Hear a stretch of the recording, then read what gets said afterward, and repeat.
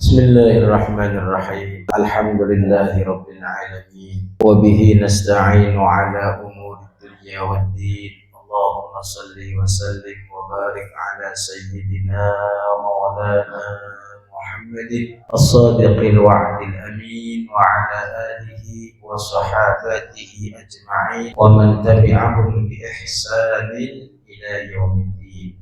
أشهد أن لا إله إلا الله وحده لا شريك له وأشهد أن سيدنا ونبينا محمدا عبده ورسوله لا نبي بعده. اللهم صل وسلم على سيدنا محمد الفاتح لما أغلق والخاتم لما سبق ناصر الحق بالحق والهادي إلى صراطك المستقيم وعلى آله حق قدره ومقداره العظيم. أما بعد فسبحانك لا علم لنا إلا ما علمتنا إنك أنت العليم الحكيم ولا حول ولا قوة إلا بالله العلي العظيم. رب اشرح لي صدري ويسر لي أمري واحلل عقدة من لساني يفقه قولي والحمد لله رب العالمين. تقبل الله منا ومنكم وتقبل ya kirim. Amma ba'd. Para jamaah yang kula muliakeun, alhamdulillah setidak aturaken pujian syukur dumateng asmanipun Allah Subhanahu wa taala. Peminggalipun maosaken sholawat kalian salam dumateng Gusti Kanjeng Nabi Muhammad sallallahu alaihi wasallam, sakeluargane, para sahabate, sidanten umate, lan mugia kula sampeyan sami diakui sebagai umate dan benjang-benjang sal syafaat amin ya rabbal alamin. Selajenge mangga maos suratul Fatihah mangga buka majelis kula sampeyan sami jeneng iki ala hadiniyah wa ala kulli niyatin shalihah wa ala mana wa salafus salih min ahli sunnah wal jamaah wa ala mana wa zaman wa ila hadratin nabi sayyidina maulana Muhammad sallallahu alaihi wasallam. Al-Fatihah. Bismillahirrahmanirrahim. Kita lanjutkan pembahasan kita mengenai hadis Rasulullah sallallahu alaihi wasallam yang ke-11. Waqala Rasulullah sallallahu alaihi wasallam, idza tabakhta maraqatan fa'akthir ma'aha wa ta'ahad jiranaka. Rawahu Muslimun. Idza tabakhta nalikane masak sapa sira maraqatan ing sayur, fa'akthir maka ngakehna sapa sira ma'aha ing banyune sayuran mau. Wa ta'ahad lan weweha sapa sira jiranaka ing pira-pira tanggane sira. Rawahu Muslim. Jika kamu masak sayur, maka perbanyaklah airnya dan berilah para tetanggamu. Hadis riwayat Imam Muslim. Jadi hadis ini menjelaskan tentang etika atau akhlak kita di dalam memasak. Dalam memasak, Islam pun mengajarkan pada kita bagaimana caranya yang terbaik. Kenapa? Karena kadang-kadang ketika kita memasak, ada orang-orang selain kita atau orang di rumah kita yang ikut kena baunya dari masakan kita. Masuk bau daripada masakan kita ke rumah-rumah sekeliling kita, ke rumah-rumah tetangga kita, dan secara otomatis ketika bau-bau yang sedap itu masuk ke rumah-rumah mereka dan mereka mencium bau tersebut, ada rasa keinginan dari orang-orang tersebut ataupun penasaran dengan apa yang dimasak. Nah, ini etika ketika memasak. Kata baginda Rasul sallallahu alaihi wasallam, jika memang ada dan bisa diperbanyak airnya, contohnya mungkin masak sayur asam, sayur sop, atau bikin sayur lodeh, atau apalagi yang bisa diperbanyak airnya. Nah, ketika diperbanyak airnya, otomatis masakannya nambah, ada kesempatan buat kita, sebagian untuk kebutuhan kita, dan bisa sebagainya lagi untuk disedekahkan. Karena apa? Di samping ada nilai sedekah, ada nilai juga bagaimana kita idkhalus surur, ngasih rasa senang kepada orang-orang sekeliling kita. Dan itu sangat dianjurkan. Selanjutnya hadis tentang meniru satu golongan. Faqala Rasulullah sallallahu alaihi wasallam, "Man tashabbaha biqaumin fahuwa minhum." Rawahu Abu Dawud. Manu tawi sapane wong iku tasyabbaha nyerupani sapa wong biqaumin kelawan sijining golongan, fahuwa mangkau tawi wong mau iku minhum termasuk golongan kaum mau. Rawahu Abu Dawud. Barang siapa orangnya yang menyerupai satu golongan, maka dia termasuk golongan tersebut. Hadis riwayat Imam Abu Dawud. Ini hadis ini uraiannya sangatlah panjang, pembahasannya sungguh sangat luas. Hanya kita ngambil cukup saja penjelasan atau uraian yang singkat. Man tasyabbaha biqaumin, barang siapa orangnya yang menyerupai suatu golongan dalam berbagai halnya, dalam berbagai aspeknya, baik itu pakaiannya, baik itu cara-cara kehidupannya, baik itu cara mereka merayakan sesuatu yang mereka besar-besarkan atau yang mereka hormati, hari rayanya, kebiasaannya, dan seterusnya, fahuwa minhum, maka orang tersebut termasuk bagian daripada kaum tersebut, termasuk daripada golongan tersebut. Sedikit untuk sebagai contoh saja, ada satu larangan bagi kaum laki-laki untuk bertasyabuh menyerupai kaum perempuan, di mana kaum perempuan identik dengan kelenturan, identik dengan kelembutan, identik dengan perhiasan, identik dengan hal-hal yang katakanlah lembut, indah dan lembut. Ada larangan-larangan dalam hadis Rasulullah SAW mengenai perhiasan untuk kaum laki-laki. Ada larangan lagi untuk memakai pakaian-pakaian yang identik dengan perempuan. Begitu juga sebaliknya. Ada hadis-hadis menjelaskan tentang larangan kaum perempuan untuk menyerupai kaum laki-laki. Kaum laki-laki yang identik dengan tegas, keras, kuat, ini seorang perempuan makanya dilarang untuk memakai pakaian-pakaian yang identik dengan laki-laki. Hanya dulu ada fatwa haram tentang menggunakan jeans, baju ataupun celana yang identik dengan kaum laki-laki tidak boleh digunakan oleh kaum perempuan. Anting-anting, nah ini juga identik dengan perempuan, makanya tidak boleh dipakai oleh laki-laki. Itu tasyabuh yang diharamkan. Merambah dari situ termasuk keidentikan dengan suatu kaum. Ada satu kaum di sana kesenangannya adalah hal-hal yang bermaksiat. Nah, kita menyerupai mereka, maka kita termasuk daripada golongan mereka. Makanya nggak boleh, apapun dalilnya, apapun alasannya, tidak boleh untuk kita menyerupai suatu kaum di mana amalan ataupun kegiatan ataupun yang mereka lakukan oleh kaum tersebut ini berbentuk kemaksiatan kepada Allah Subhanahu wa Ta'ala. Kenapa? Karena kalau kita menyerupai mereka, berarti kita bagian daripada mereka. Nah, ini nggak boleh.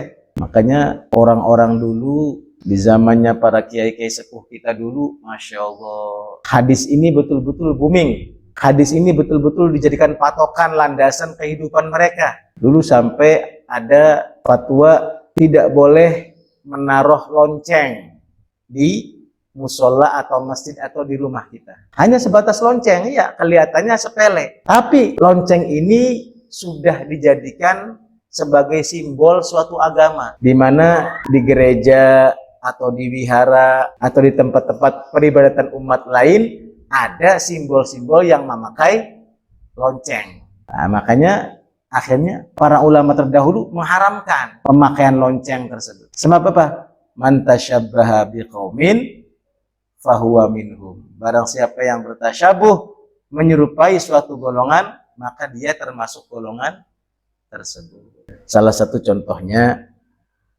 mungkin bisa dikembangkan, bisa diterapkan, bisa contohkan dengan banyak sekali contoh-contoh yang ada dalam kehidupan kita. Nah, termasuk hal yang baik, kita menyerupai suatu golongan. Nah, misalnya dalam hal apa? Dalam hal kita memakai hal-hal yang sifatnya sunnah. Yang sifatnya sunnah kita pakai. Kenapa? Supaya kita bertasyabuh dengan orang-orang ataupun dengan amalan-amalan yang disunnahkan oleh baginda Nabi Muhammad Sallallahu Alaihi Wasallam. Ada kebiasaan di mana di orang-orang Arab ini suka sekali bersedekah, suka sekali bersedekah. Itu orang-orang yang haji, orang yang umroh, tahu banget bagaimana orang-orang Arab ini senang sekali bersedekah, bagi-bagi. Nah, istilah mereka halalan-halalan. Nah, kita meniru tradisi mereka, apa yang sudah mereka bangga-banggakan, nggak apa-apa. Itu merupakan tasyabuh yang dibaguskan. Kita ikut tradisi mereka. Kenapa? Supaya kita bisa tergolong dalam golongan mereka. Termasuk at-tayamun, berbuat dengan tangan kanan. Setiap kebaikan Rasulullah SAW selalu menggunakan tangan kanan. Nah, ini kan kita tasyabuh dengan orang-orang yang punya tradisi-tradisi bagus. Nah, kita insya Allah digolongkan dengan golongan tersebut.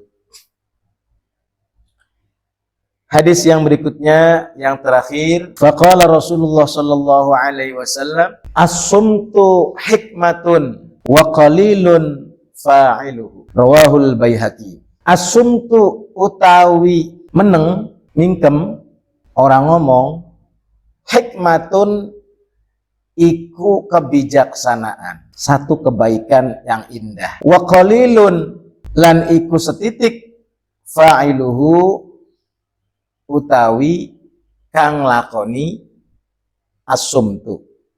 Rawahul Baihaqi. Artinya diam itu adalah kebijaksanaan, namun sedikit sekali yang melakukannya. Hadis riwayat Imam Al-Baihaqi. Lagi-lagi Islam menyinggung tentang bagaimana akhlak, sikap daripada seorang muslim dalam kesehariannya, di mana kita sebagai makhluk sosial pasti sering berinteraksi, sering ngobrol dengan banyak orang. Kadang-kadang kita sendirian pun nggak enak, kita mesti nyari temen untuk ngobrol. Itu sah-sah saja, boleh-boleh saja. Hanya hal-hal yang tidak baik jangan sampai dibicarakan.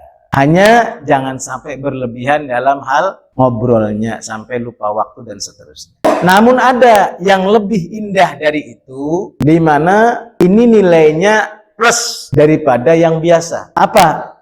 Yaitu as-sumtu hikmatun. Diam, tidak banyak ngobrol. Makanya hadis yang masyhur dikatakan, man kana yu'minu billahi wal yaumil akhir falyaqul khairan aw liyasmut. Barang siapa orangnya yang beriman kepada Allah dan hari akhir, maka hendaknya dia berkata baik atau diam.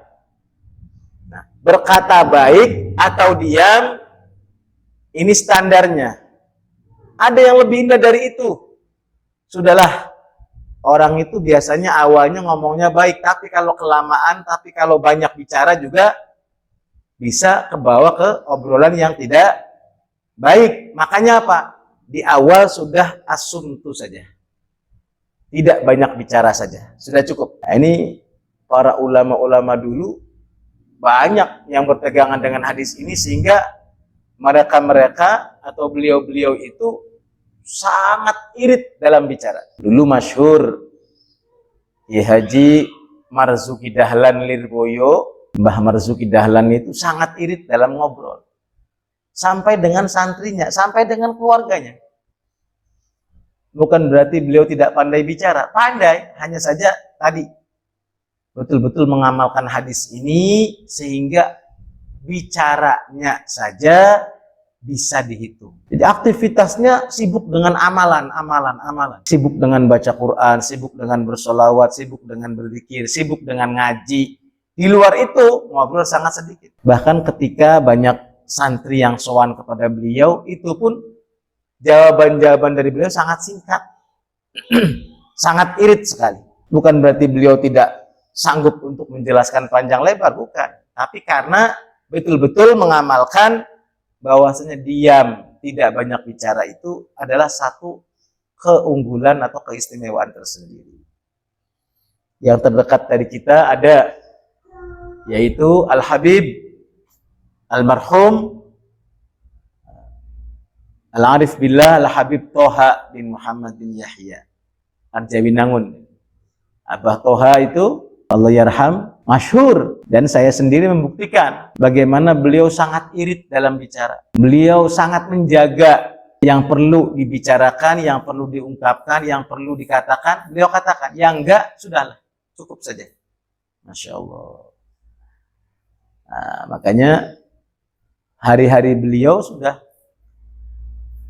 mulut beliau, yang terucap dari beliau, yang terdengar hanyalah sholawat. Sholawat sepanjang hari dan malam, sepanjang siang dan malam.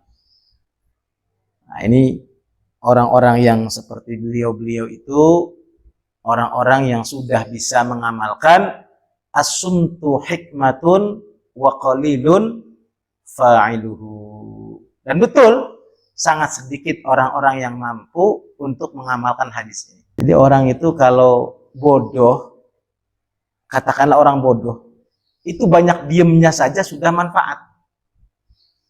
Orang bodoh tidak banyak bicara itu sudah keunggulan tersendiri. Minimal tidak memamerkan kebodohannya. Minimal.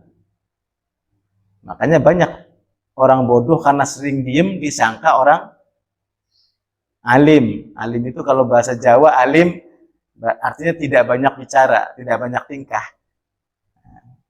Tapi alim kalau bahasa Arab artinya orang yang berilmu. Ini kadang-kadang jangankan orang yang alim, orang bodoh itu. Orang bodoh kok tidak banyak bicara, banyak diemnya, itu nilainya plus. Satu, dia tidak pernah terlihat memamerkan kebodohannya. Artinya nggak terungkap dia bodoh. Padahal dia bodoh, tapi tidak terungkap dia bodoh. Kenapa? Karena banyak diemnya. Dua, dia punya keunggulan tersendiri di mana orang-orang berhusnudzon kepada dia.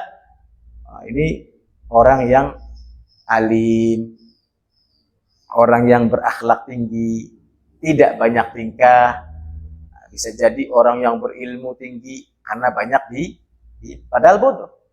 Apalagi orangnya sudah alim, otomatis beliau sangat-sangat paham mana yang harus dibicarakan, mana yang harus dia tahan.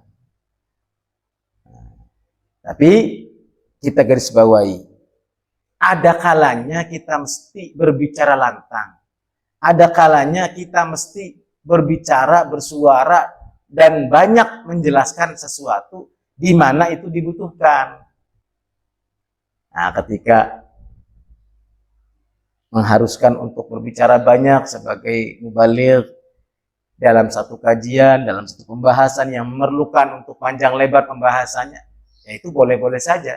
Dan mungkin di situ memang yang terbaiknya. Hanya secara global, secara umum, orang yang tidak banyak bicara itu punya nilai tersendiri di tengah-tengah masyarakat, baik secara kemasyarakatan ataupun secara nilai agama. Makanya enggak, kita ini menyibukkan diri kita dengan berbagai ucapan-ucapan yang bernilai pahala, zikirkah, sholawatkah, baca Qurankah, atau yang lainnya. Untuk apa? Untuk menanggulangi supaya tidak banyak bicara yang tidak berfaedah. Nah, secara otomatis, nah kita mengamalkan hadis as-sumtu hikmatun wa qalilun fa'iluhu. Dan yang terakhir, kenapa ada uraian ataupun ada anjuran hadis yang seperti ini? Karena bahayanya ketika orang itu tidak bisa menjaga lisannya, itu jauh lebih bahaya daripada orang yang bermain alat perang ataupun bermain pedang.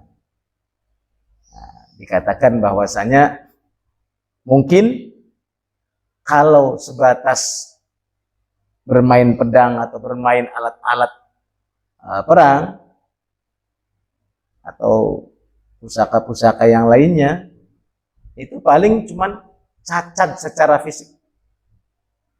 Cacat secara fisik. Dia main pedang, akhirnya kena patah tangannya, tergores kulitnya, bisa jadi. Tapi kalau bahaya yang ditimbulkan dari ucapan yang mungkin tidak baik, nah itu bahayanya bisa sampai menembus sesuatu yang tidak bisa ditembus oleh jarum. Apa? Hati, pikiran. Jadi bahayanya pedang mungkin hanya sebatas bahaya fisik. Tapi kalau bahaya ucapan, kadang-kadang ada orang salah ngomong, ada orang ngomongnya nggak bener, itu bisa menembus ke hati orang yang diajak bicaranya, bisa menembus ke pemikiran orang yang diajak bicaranya. Jadi al-kalamu yanfudhu ma la tanfudhuhul ibad. Pembicaraan itu bisa menembus sesuatu yang tidak bisa ditembus oleh jarum.